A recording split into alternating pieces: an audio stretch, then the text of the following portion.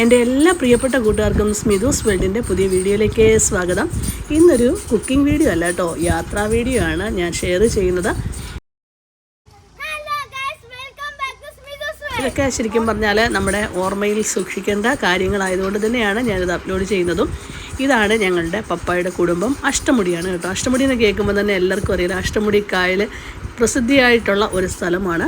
അതുകൊണ്ട് തന്നെ അഷ്ടമുടി എന്ന് കേൾക്കുമ്പോൾ തന്നെ നമുക്കെല്ലാം മനസ്സിലേക്ക് അഷ്ടമുടി കായലിനെ പറ്റിയൊക്കെ ഓർമ്മ വരും അല്ലേ.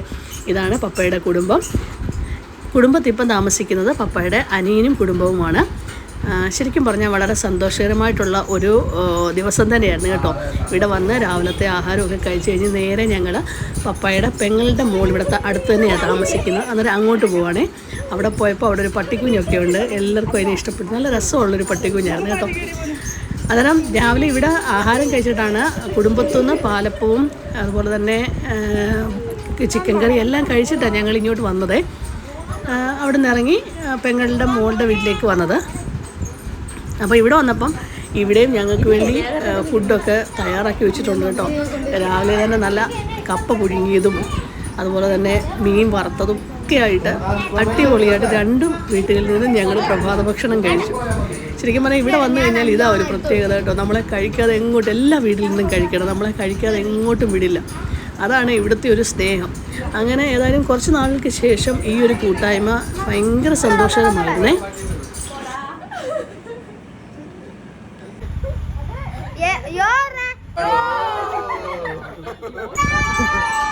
അങ്ങനെ ഞങ്ങൾ അവിടെ വെച്ചൊരു തീരുമാനമെടുത്ത് നമുക്ക് സാമ്പ്രാണിക്കുടി ഒന്ന് കറങ്ങിയിട്ട് വരാമെന്ന് കേട്ടോ. അഷ്ടമുടി വന്നു കഴിഞ്ഞാൽ പിന്നെ ഇങ്ങനെ ഓരോ സ്ഥലങ്ങളുണ്ടല്ലോ, നമുക്ക് കാണാനുള്ള കുറച്ചേറെ സ്ഥലങ്ങളുണ്ട്.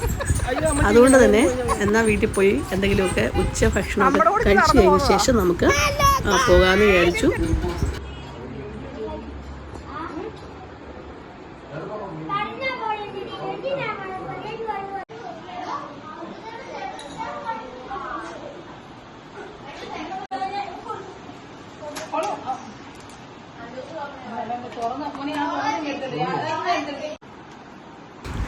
അങ്ങനെ അവിടുത്തെ ആഹാരമൊക്കെ കഴിഞ്ഞിട്ട് എല്ലാവരോടും ഒരു ചർച്ചയിലാട്ടോ. സാമ്പ്രാണിക്കുടി പോകുന്നതിൻ്റെ ചർച്ചയിലാണ്. അങ്ങനെ ഞങ്ങൾ അവിടെ നിന്ന് ഇറങ്ങി സാമ്പ്രാണിക്കുടി ബോട്ട് ടെർമിനലിൻ്റെ അടുത്ത് എത്തിയിട്ടുണ്ട്. ശരിക്കും പറഞ്ഞാൽ നല്ല മഴയുണ്ടായിരുന്നു അന്നേരം കേട്ടോ. പക്ഷേ ഈ മഴയാണെങ്കിൽ നമുക്ക് അത്രയും എന്ന് പറഞ്ഞു കഴിഞ്ഞാൽ സാമ്പ്രാണിക്കുടി ചെന്ന് നിൽക്കാനൊക്കെ ഒരു ബുദ്ധിമുട്ട് വരും.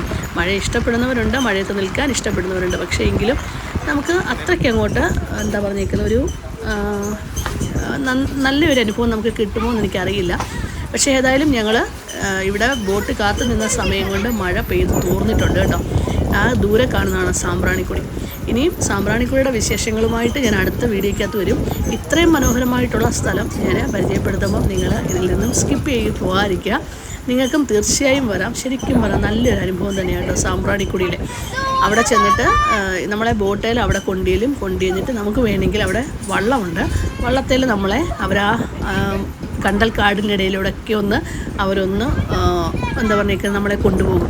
അങ്ങനെ വേണമെങ്കിൽ അങ്ങനെ പോകാം. അഥവാ സാമ്പ്രാണിക്കുടി ആ ഒരു സ്ഥലത്ത് മാത്രം നിന്നാൽ മതിയെങ്കിൽ അവിടെയും നിൽക്കാം. പക്ഷേ നല്ല അടിപൊളി സ്ഥലമാട്ടോ. ശരിക്കും പറഞ്ഞാൽ വള്ളത്തെ പോകാൻ അവസരം കിട്ടുവാണെങ്കിൽ അങ്ങനെ തന്നെ പോകണം. ശരിക്കും ഒരുപാട് വിനോദസഞ്ചാരികളും ഒക്കെ ഇപ്പോൾ അറിയപ്പെടുന്ന ഒരു സ്ഥലം തന്നെയാണ് സാമ്പ്രാണിക്കുടി അല്ലേ. എല്ലാവരും സമയം കിട്ടുവാണെങ്കിൽ ഒന്ന് പോയി കാണാൻ ശ്രമിക്കണം.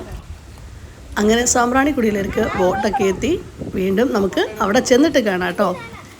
എൻ്റെ കൂടെ തന്നെ വന്നോളൂ. പാർട്ട് 2 ഞാൻ എത്തുന്നതായിരിക്കും. സാമ്പ്രാണിക്കുടിയിലെ വിശേഷങ്ങളുമായി വൈകാതെ തന്നെ നിങ്ങളിലേക്ക് എത്തിച്ചേരും. Tata, bye bye.